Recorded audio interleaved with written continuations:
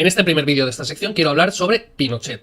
Sobre qué pasó exactamente con Pinochet, qué pasó realmente con Allende, y quiero dar una visión desapasionada de la historia, la versión real. ¿Fue tan liberal como lo pintan? ¿Fue realmente un golpe de estado? Hablemos de esta persona con sus luces y sus sombras. Sí, ya lo sé. Lo primero que vais a decir es que era un asesino. Sí, era un asesino. Eso es indudable. Era un asesino. No era un asesino, era un libertador. Y este video es para responderle a Adrián. Adrián me cae muy bien, tuvimos una entrevista hace unos meses. Es uno de los pocos libertarios que más o menos me cae bien, que encuentro que está bien, da la cara, dice las cosas más o menos como él las piensa, no anda con cosas escondidas, como es común entre, digamos, su secta política. Pero hizo este video de muy buena fe y no quiero refutarlo porque no es refutarlo, porque en general prácticamente todo lo que se dice en el video es correcto. La tesis fundamental del video está bien, exceptuando la parte que dice que Pinochet es asesino, es un libertador de la patria. Pero hay detalles, hay errores y hay omisiones que me gustaría a mí trabajar. Y es por eso que viene este video, donde yo no voy a poner todo el video de Adrián, de Libertad y lo que surja. Lo voy a poner en la descripción el link y ustedes pueden verlo entero. Yo voy a poner las partes en las que yo creo que él se equivoca o le falta información. Así que vamos con este video. Yo le pido al grupo del capitalismo revolucionario que está arriba, por favor, silencio.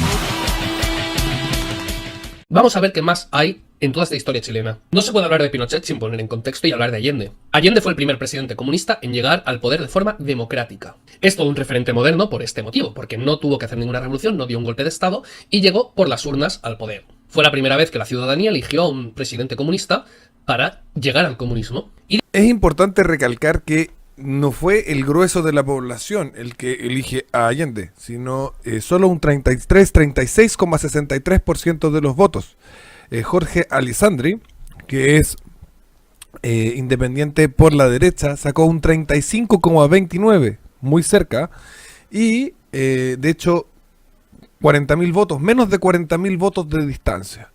Y Radimiro Tomic, del Partido Demócrata Cristiano, de la tercera vía, sacó un 28,08%, con aproximadamente más o menos 250.000 votos menos que Allende. Por lo tanto, no es que Allende ganó porque la mayoría de la gente lo eligió. De hecho, poco más de un tercio de la población lo eligió. Lo que pasa es que el sistema electoral de esa época llevaba esa elección de 36%, de elección presidencial directa, en lugar de pasar a un balotaje o segunda vuelta, como se usa hoy en día en casi todos los países de Latinoamérica o los que tienen elección presidencial directa, se llevaba a una elección parlamentaria, donde Allende ganó. Y de ahí ya aparecieron nacionalizaciones, fijación de precios, subidas de salarios por decreto y otros proyectos de ley que no se hablan demasiado de ellos, como por ejemplo un trípode legislativo en la defensa de la raza, que contemplaba la esterilización de los alienados mentales y que constaba de tribunales de esterilización. Esto existe, es un proyecto de ley firmado por Allende, que defendía todo el tema eugenésico y todo el tema de las razas, rollo nazi. Lamento defender a Allende, pero el trípode legislativo en defensa de la raza era una ley principalmente orientada a las enfermedades venéreas,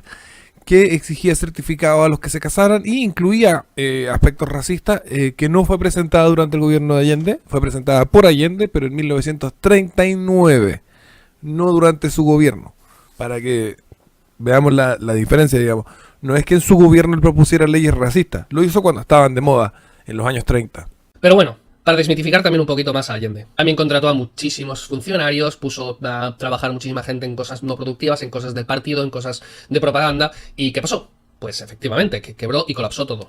Colas típicas del socialismo, para todo, para absolutamente todo. Inflación histórica, una inflación que no habían visto nunca en Chile, del 606% llegó a ser. No olvidemos que Allende estuvo 3 años en el poder solamente, y en 3 años ya le dio tiempo a hundir toda la economía. El clásico enfoque economicista de los liberales. A ver. Lo que estaba mal en el gobierno de Allende, claramente había un problema con la economía. Es cierto que la economía no funcionaba, pero lo realmente grave era la cúspide de la violencia política. Era la cantidad de ejecuciones políticas realizadas por civiles, por grupos paramilitares de izquierda y de derecha en la noche, en las calles, la cantidad de agresiones, de violencia, se agarraban entre comunistas contra socialistas, socialistas contra anarquistas, nacionalistas contra comunistas, socialistas y anarquistas.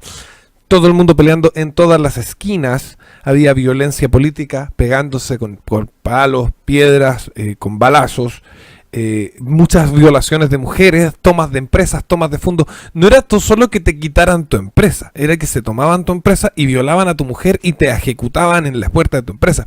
Esas son las cosas que ocurrían durante Allende, y esas son las cosas que hay que desmitificar, porque Allende todos sabemos que destruyó la economía de Chile. Todo el mundo lo sabe, todo el planeta Tierra lo sabe, que hubo 700% de inflación, que la gente hizo colas, que se murieron de hambre, un poco lo que pasa en Venezuela.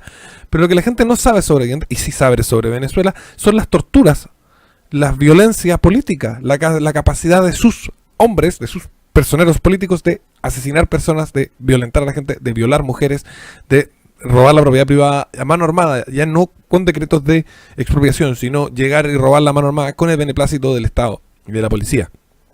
Eso es lo más grave, y eso es lo que llevó al quiebre social en Chile.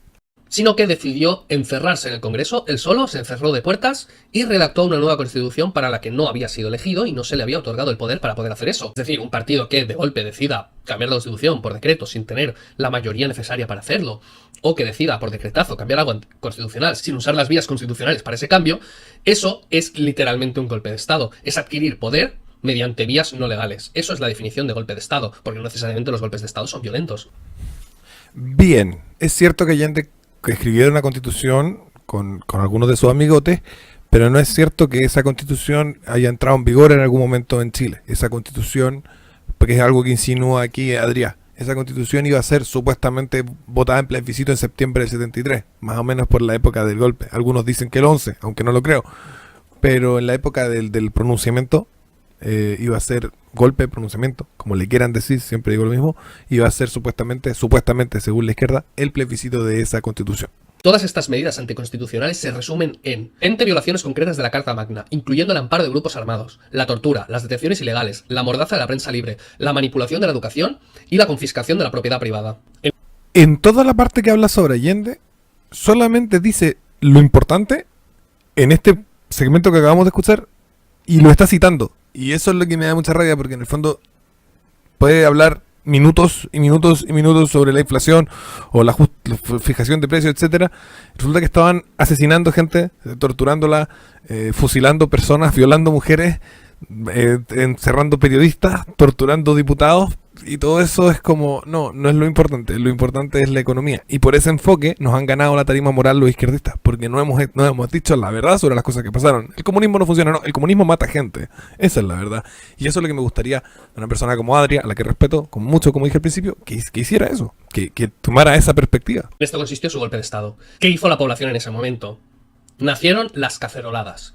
De aquí nacen las caceroladas. Estas caceroladas que se están haciendo tanto por la independencia de Cataluña, o que se hacían en el No a la Guerra, también muy famosas allí. Todas estas caceroladas nacen como oposición a Allende, como un rechazo a toda esta pobreza que había generado. Y hubo muchas manifestaciones multitudinarias en contra de este régimen socialista. ¿Y qué pasa a continuación? Que la Cámara de Diputados se reunió. Pasar por aquí, por esta parte, y no hacer ninguna mención de las papas con gilet, de las agresiones a los manifestantes hechas por el MAPU, por el MIR, por los grupos armados del gobierno, que le pegaban a las señoras que hacían los cacerolazos, les sacaban la cresta, les pegaban con palos, les tiraban papas con hojas de afeitar adentro que explotaban en sus caras y que les rompían, porque eran papas llenas de hojas de afeitar. Entonces cuando las tiraban, las hojas de afeitar salían como esquirlas, eran como granadas, digamos, vegetales. Y la violencia y la cantidad de personas hospitalizadas y asesinadas, etcétera, durante esas protestas moría gente. Porque los de izquierda llegaban, se tomaban los camiones de la basura de las municipalidades y se subían arriba con armas y iban a disparar a la gente de derecha que estaba protestando. No considerar también que esta gente de derecha lo que empezó a hacer fue ir a los cuarteles de los militares, a tirarles maíz, diciéndoles que eran unos gallinas porque no se tomaban el poder, porque no los defendían, porque no defendían a la gente de esta horda de energúmenas de izquierda que les tiraban papas con hojas de afeitar, entre otras cosas, y mataban gente con ametralladoras. En eso se produce una cosa que se llama el tanquetazo, que es un intento de golpe de Estado que se dio un mes y medio antes de el pronunciamiento militar del 11 de septiembre, al que los militares sofocaron. Para evitar otro golpe de ese tipo, otro movimiento militar de ese tipo, Allende nombra general en jefe del ejército a Augusto Pinochet, que le había convencido de que era comunista, había convencido a Allende que era comunista, y lo pone en el gobierno, pone a los militares en el gabinete. precisamente por eso Pinochet llega a tener la posición que va a tener después. Si vamos a hablar de Pinochet, tenemos que decir en qué momento se vuelve general en jefe del ejército y cuáles son sus circunstancias. Tu video era sobre Pinochet, la verdad sobre Pinochet. Entonces es súper importante saber que Allende le dio el cargo, y le dio el cargo para defenderlo porque había habido este golpe de estado que había sido el tanquetazo, pedido por la gente que les arrojaba, como te digo, maíz a los militares diciéndoles gallina. En el cumplimiento de sus propias funciones. Y entre todos debatieron un acuerdo y lo votaron para echar a Allende, para que el ejército tomara el control del gobierno y restituyese el orden democrático y constitucional que había hasta entonces. Esta votación fue ganada 81 contra 47. Incluso gente a favor de Allende, incluso gente que había estado a favor de Allende, del propio partido, viendo todo lo que había hecho, todo el desastre que había hecho, las torturas y el apoyo a los grupos terroristas, lo que hizo fue apoyar que se le destituyera, apoyar que fuera el propio ejército el que tomara el control del Estado. Y se pronunció el ejército. Fue el pronunciamiento militar que se llama allí. Y entonces empieza la etapa de Pinochet. Ahora ya hemos desmitificado a Allende, vamos a desmitificar un poco a Pinochet. Y sí, es un asesino. De eso no hay discusión, de verdad, no hay discusión. Sí hay discusión. Lo primero que se hace durante el gobierno de Augusto Pinochet es acabar con los grupos armados de izquierda. Los grupos armados de izquierda en Chile contaban con aproximadamente 25.000 miembros con armamento de guerra y se encontraban esparcidos dentro de la población en células organizadas clandestinamente. Cuando los militares llegan al poder, lo primero que hacen es desbaratar esas células, haciendo eliminaciones selectivas de líderes enemigos, sobre todo de nacionalidad cubana y rusa. Lo que se hace es desocupar un país militarmente ocupado por potencias extranjeras. Y eso no es asesinar. Disculpen, pero eso no es asesinato. Eso no te hace un asesino, eso te hace un libertador. Y pueden haber habido daños colaterales, personas que no tenían por qué morir, cierto. Pero eso pasa en todas las guerras de independencia. Si no empezamos con que Washington es un asesino, Bernardo Higgins es un asesino, todos los independentistas, la gente que peleó en la guerra de independencia de España son asesinos porque probablemente algún daño colateral hubo, probablemente alguna persona que no tenía nada que ver murió. ¿Eso los hace asesinos? No, los libertadores lo que hacen es expulsar a un invasor extranjero. Eso a veces conlleva algunas muertes que no corresponden, pero en Chile murieron 2.700 personas. El ejército enemigo contaba de más de 25.000 efectivos. Es decir, que se hizo un trabajo quirúrgico donde eliminando solo al 10% del ejército enemigo se permitió derrotarlo completamente y ganarle completamente en pocos días, porque la gran parte de las muertes se producen los primeros meses después del pronunciamiento militar. Durante los siguientes años la cantidad de ejecutados políticos va a ser ínfima, y si no consideramos el momento de la toma del poder de los militares, es decir, los primeros 6 o 7 meses, y tomamos, digamos, el ratio de las muertes por causas políticas durante el resto del gobierno de Pinochet, hacemos un promedio de muertes por año, que no lo tengo acá a mano, pero se puede hacer, y lo comparamos con muertes por año por causas políticas desde antes del 73, a Frei Montalva o el gobierno que tú quieras hacia atrás, vas a darte cuenta que la cantidad de personas muriendo por causas políticas, por pensar distinto, durante el gobierno de Pinochet, en general, sin contar los primeros 6 meses, por supuesto, como digo, primeros 6 o 7 meses, es inferior. Hay menos gente muriendo por pensar distinto durante el gobierno de Pinochet que durante los demás gobiernos anteriores en Chile, partiendo desde la guerra civil del 891 hasta 1973. La cantidad de muertes al año por política es altísima. La gente se está matando entre sí constantemente por razones políticas. Es una constante en Chile hasta Pinochet, que pone término a esto de manera violenta, unos primeros meses de mucha mortandad, donde lo que se hace es matar cabecillas, matar personas importantes que tomaban las decisiones. De no haber sido así, habríamos tenido una guerra civil. Y esto no es cliché. La gente dice, eso dicen los fachos, que si no haber sido así, habríamos tenido una guerra civil. Exactamente. Lo que se hizo fue eliminar las cabezas, no los cuerpos. No se eliminó al grueso de las fuerzas enemigas. El grueso de las fuerzas enemigas quedó desorientada y desarmada y no supo qué hacer hasta los años 80, donde comenzaron recién a rearticularse y fundan el Frente Patriótico Manuel Rodríguez. El MIR pierde mucho sentido desde el año 76 ya. Si uno ve el récord de atentados y de violencia, el MIR desde el año 76 ya prácticamente no existe. El año 78 es un año ya totalmente de paz, y esto volvería en los 80 la violencia. Entonces, de nuevo decir, asesino está en duda, se cuestiona. ¿Por qué? Porque no llamamos asesinos a los libertadores de la patria. Sabemos que hay daños colaterales, sabemos que hay muertes de inocentes, como en todas las guerras de independencia. En Chile se expulsó a un ejército invasor extranjero y eso en parte es uno de los precios a pagar por la libertad de un pueblo. A partir de este pronunciamiento militar, de forma aprobada por la Cámara de los Diputados democrática, Pinochet se pone al cargo del Estado de chileno. Y vemos que históricamente no todo es tan fácil como decir que fue asesorado por los Chicago Boys y fue todo un crecimiento liberal. No, la historia no va así. La economía de Pinochet tiene 4 etapas. Vamos a analizarlas. La primera etapa fue la etapa continuista.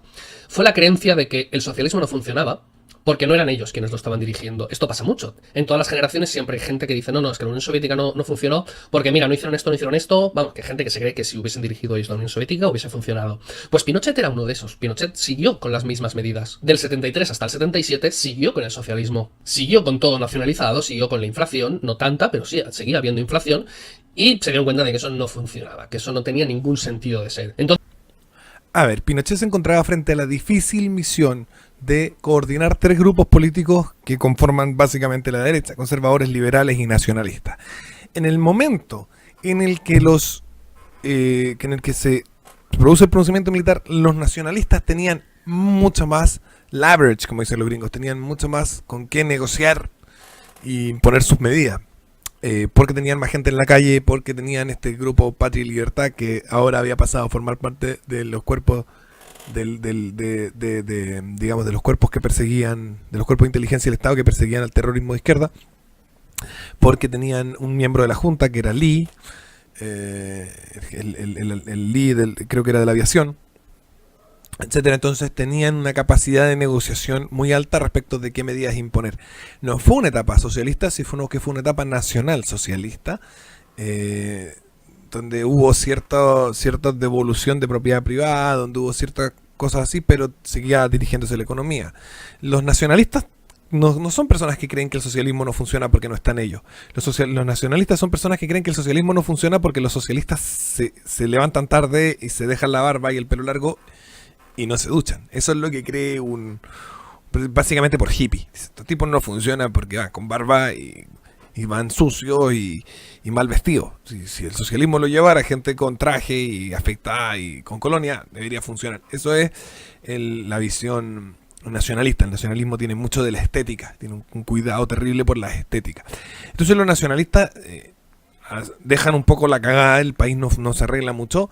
Pero los Chicago Boys, te corrijo, llegaron en el 75. Los Chicago Boys no son parte de la solución al problema chileno. Los Chicago Boys le dieron buenas matemáticas al socialismo nacionalista, pero después le van a dar buenas matemáticas al proyecto de reformas que van a realizar 2 hombres grandes, uno del liberalismo y otro del conservadurismo: José Piñera Echeñique, hermano mayor del actual presidente de Chile, y Jaime Guzmán Errázuriz, asesinado en 1991 por comandos del Frente Patriótico Manuel Rodríguez de la izquierda. Esas 2 personas van a dar forma, no los Chicago Boys, esas 2 personas van a dar forma al nuevo Chile. Y esas dos personas toman un liderazgo precisamente porque dan una crítica a las políticas que se están llevando a cabo que hace sentido. Tanto Jaime Guzmán como José Piñera van a decir que, primero que nada, la política de persecución, tortura y desaparición de los líderes de los movimientos terroristas de izquierda va a traer problemas en el futuro y que lo que hay que hacer es juzgarlos adecuadamente. Y ambos también van a decir que la situación económica no está funcionando porque falta aplicar medidas de tipo libertario, porque ambos son seguidores fanáticos de Ludwig von Mises. José Piñera era seguidor de Mises y Hayek, y José Jaime Guzmán mezclaba mucho más a Mises con Primo de Rivera, lo cual es un poco extraño. José Antonio, Primo de Rivera y Mises, pero ahí está. Ese era el conservador católico, muy conservador y muy libertario, Jaime Guzmán. Ellos dos Jaime Guzmán va a liderar la creación de la nueva constitución y José Piñera, desde el Ministerio del Trabajo, va a cambiar completamente la estructura económica del país a través de lo que son las AFP, lo que son la privatización de las pensiones, la privatización de los seguros de salud, todo ese tipo de cosas, que además él va a dirigir discursivamente el proceso de privatización de otras industrias y de liberalización de todo tipo de materias económicas, con su discurso mesiánico, mesiánico, con I. Ese va a ser Pepe Piñera. Esos dos van a ser los transformadores de Chile. Los Chicago Boys solamente aportaron ayudas matemáticas. Los Chicago Boys no participaron del proceso de transformación profundo que vivió Chile en un sentido intelectual, sino en un sentido técnico. Le aportaron capacidad técnica al gobierno de Pinochet. En todas sus etapas, los Chicago Boys nunca se fueron del gobierno de Pinochet. Y también en el video cuentas que Milton Friedman asesoró a Pinochet y trabajó asesorando a Pinochet. No, Milton Friedman vio a Pinochet una sola vez en su vida y le dejó una carta de 2 páginas cuando se fue. No hubo una asesoría constante. Milton Friedman solamente fue una vez a Chile, dio una conferencia y luego vio a Pinochet un rato, unas horas, y le dejó una carta y se fue. Y no hubo más, no hay asesoría de Milton Friedman a Pinochet. Los diseñadores, los creadores, los artífices del milagro chileno no son los Chicago Boys y no es Milton Friedman. No, esa es una mentira del mainstream. ¿Para qué? Bueno, como dice Hans Hermann Hoppe, para ocultar a los verdaderos. Y siempre se ocultan los verdaderos porque si se conocen los verdaderos puede que la gente se encante con estas ideas. Es mucho más entretenido ser seguidor de Mises que ser seguidor de Friedman, aunque yo no siga ninguno de los dos. José Piñera y Jaime Guzmán son los verdaderos artífices de lo que pasa en Chile. Y eso comienza a pasar a partir del 78. Los Chicago Boys llegan en el 75. ¿Qué pasa ahí? Hay un cambio ideológico. No hay un cambio económico, técnico. Hay un cambio ideológico en el régimen, dado que fallan las posiciones de los nacionalistas y los nacionalistas pierden sus bases de apoyo.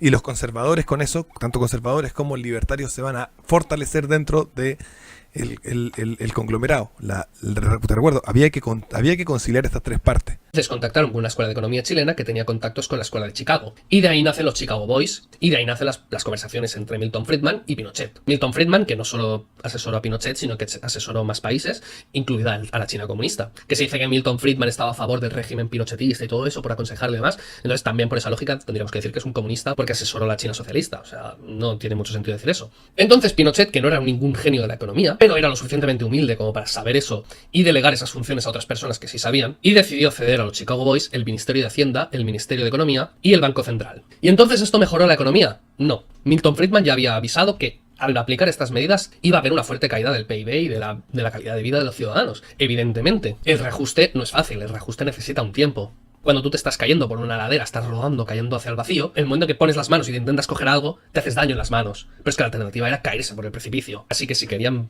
frenar esa caída al abismo, lo que tenían que hacer era sacrificar un poco los bienes presentes para tener una visión a largo plazo. Entonces, en ese reajuste, en ese despido masivo de funcionarios, en esa reducción increíble del gasto público, al quitarse aranceles con el exterior, también las empresas de dentro y la producción interna no podía competir con la producción externa, porque el proteccionismo lo único que hace es atrasar tu empresa, atrasar tu industria y perder competitividad y ser más ineficiente cada vez.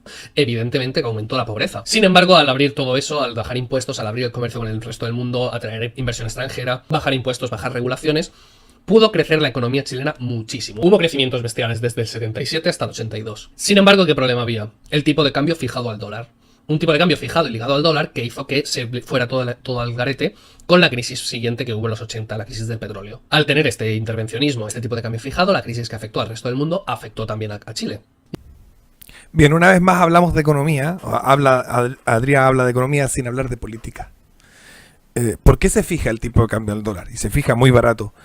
Para contentar a los nacionalistas. Porque cuando los liberales, los libertarios y los conservadores van a tomar su turno en la creación de las políticas públicas en Chile, los nacionalistas van a volverse locos diciendo que los extranjeros y los judíos internacionales, sionistas y los masones internacionales, enemigos de la patria, se van a comprar toda la industria nacional y van a ser dueños del país.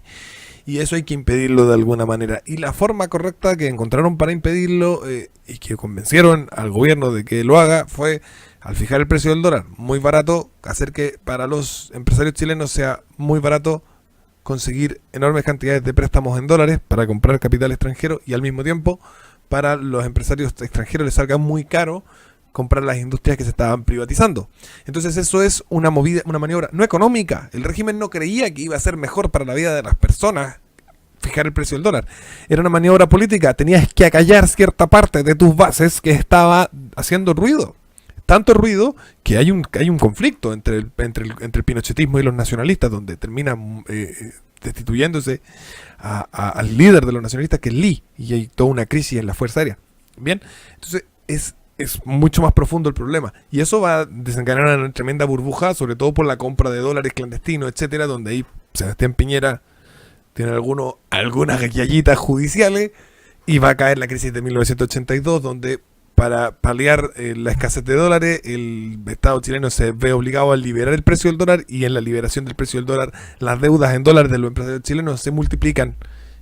Y no tiene mucho que ver con la crisis extranjera, tiene más que ver con un problema de burbuja propia que nos montamos con respecto al dólar. Eso. Y Pinochet decidió que fuera liberalismo, que de golpe iba a aplicar medidas keynesianas, gasto público, aumento de los funcionarios, intervencionismo, y de golpe empezó a hacer medidas keynesianas. Como vemos, Pinochet tanto fue socialista, como fue liberal, como fue keynesiano. O sea, él no se metía en... Él idea económica poca tenía. Simplemente iba cambiando de asesor mediante iba pasando el tiempo. Y del 82 al 85, lo que duró la crisis, fue keynesiano, alto gasto público y medidas que ya conocemos, socialdemócratas. A ver, durante el periodo de la crisis del 82, la economía chilena, si bien se mueve hacia el keynesianismo, son básicamente dos medidas importantes dentro de otras menores, las que son realmente keynesianas. Una fueron los programas de trabajo, el PEN y el POG, y que tenían la idea de que las personas que estaban cesantes no murieran de hambre. O sea, la crisis fue muy grave y habían personas que peligraban realmente de morir de inanición. La burbuja que explotó era muy grande en dólares, era todas las privatizaciones y más. Entonces la crisis era grave. Se tomó una medida keynesiana muy menor que tenía que ver con el PEN y el POG, que tenía que ver con dar trabajo a personas haciendo esto de hacer hoyos y taparlos y todas estas cosas que son keynesianas, con la intención, ¿no es cierto?, de que no muriesen de hambre. Entonces fue muy focalizado a la gente muy pobre, fue algo muy pequeño, fue una política de tipo incentivo fiscal. Y respecto a las políticas de incentivo monetario, básicamente lo que se hizo fue rescatar a la banca. Rescatar a la banca, a diferencia de como se ha hecho en todos los demás países del mundo, en todas las demás crisis, se rescató a la banca prestándole el dinero y se le hasta cobrado, hasta el día de hoy hay algunos bancos que pagan el rescate que se les hizo en 1982 mensualmente al Estado de Chile.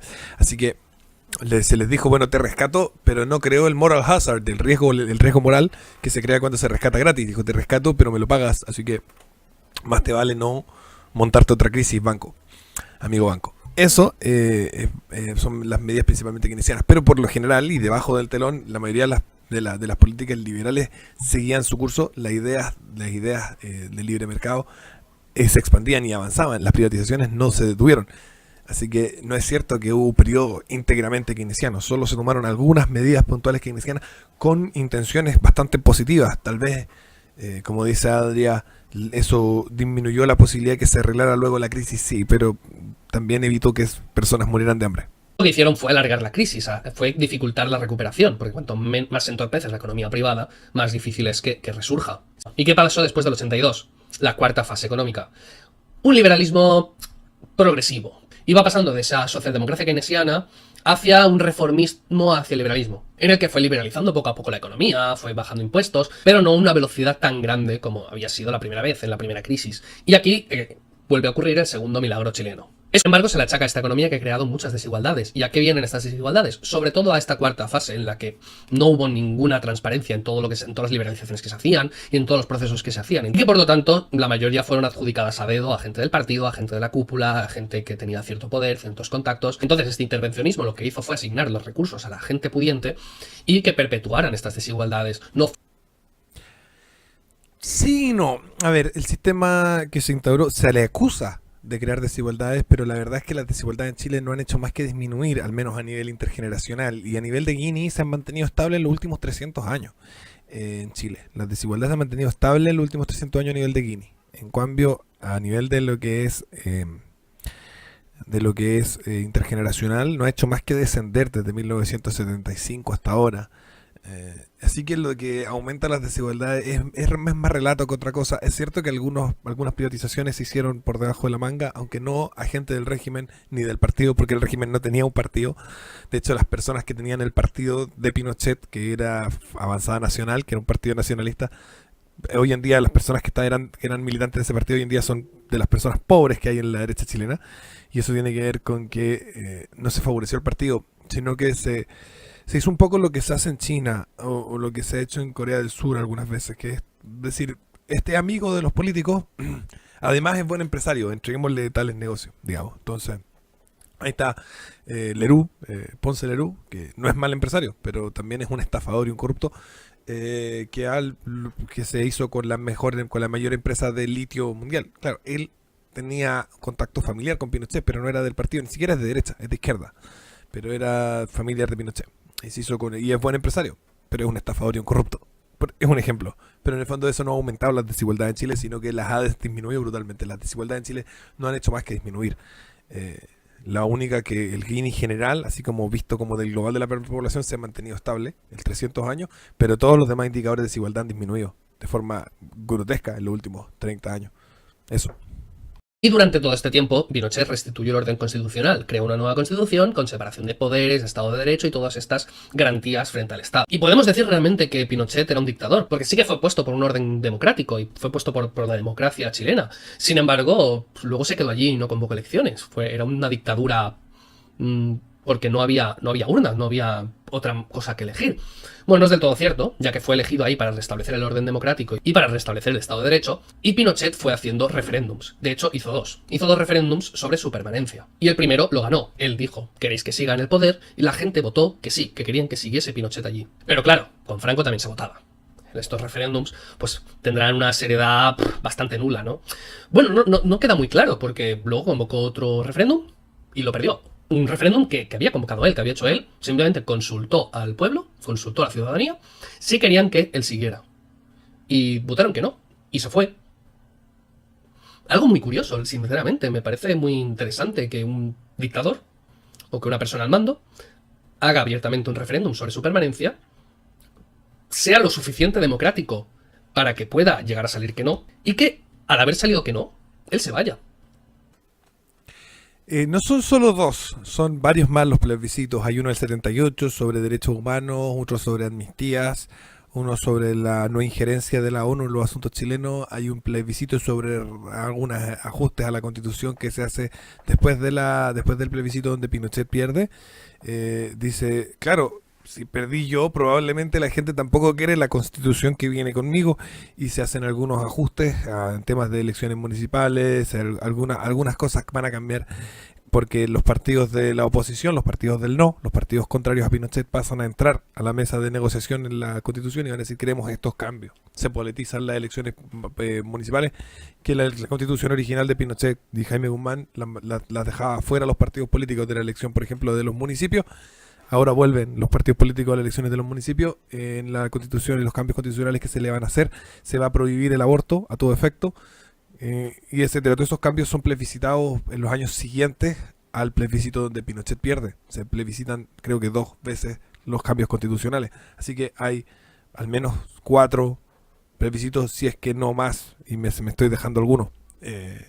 Plebiscitos, es decir, referéndums, ¿vale?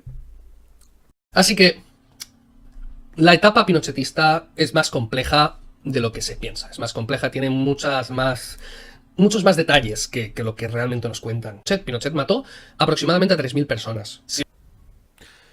No, son aproximadamente 2.700 personas.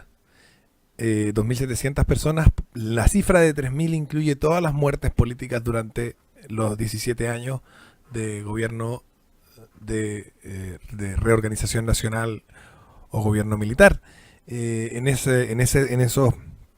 17 años murieron 2.700 personas por manos del régimen, normalmente en su gran mayoría terroristas de extrema izquierda, y 300 personas en manos de los terroristas de extrema izquierda. Así que eso, 2.700 terroristas de extrema izquierda y 300 víctimas del terrorismo de extrema izquierda. Y ahí sale la cifra de los 3.000, pero en realidad son 2.700 más 300, para que lo tengas claro. Hasta aquí el vídeo de hoy, espero que os haya gustado, espero que esta nueva sección de historia os guste, contando la historia real de lo que pasó en realidad y no lo que los medios cuentan o lo que la escuela estatal cuenta. Bueno, Adrián, ¿qué decirte? Me encantó tu sección. Acabo de ver también tu segundo video sobre la revolución o golpe de estado de los bolcheviques, que no es ni lo uno ni lo otro, ¿eh? Tú lo llamaste golpe de estado, y también la gente le llama revolución. Creo que también voy a responderlo. Si a la gente le gusta, que te corrija, porque a mí me gustó tu sección y creo que en el fondo el enfoque está adecuado, aunque falta yo creo que falta ponderar bien las cosas y no hablar tanto de economía y hablar más de lo que a la gente le importa más, que te maten es más grave a que te roben, que te violen es más grave a que te roben, ¿no es cierto? Que te metan la mano en el bolsillo no es lo mismo a que te metan algo por el culo. Y claro que te roben es grave, pero es lo último. Es lo menos grave de las cosas graves que te pueden pasar. Así que vamos a ver si logro hacer que cambies de enfoque o yo darle mi enfoque a estos videos que haces tú. Así que los voy a seguir respondiendo. Si es que a la gente le gusta, díganme abajo si les gustó que responda o que corrija a Adrià. Y lo voy a seguir haciendo porque también creo que hay harto que corregir en el video sobre la Revolución Rusa. Un abrazo, compadre. Espero que no te molestes con mi video crítica o respuesta o lo que sea. Nos vemos más adelante. Y recuerda que tenemos hablado por interno y en vivo en mi canal, que hablamos en mi canal en vivo de un posible debate sobre propiedad intelectual. Así que lo vamos a hacer probablemente en tu canal o en el mío o donde quieras, pero tenemos que hacerlo porque se lo debemos al público. Nos vemos, Adrià. Un abrazo y un abrazo a todos los chicos de Capitalismo Revolucionario. Recuerden suscribirse, compartir y donar. Chao. Los quiero. La revolución necesita de tu ayuda. Deposita, suscríbete, comparte los videos, apórtanos en el Patreon para que podamos seguir luchando por la libertad.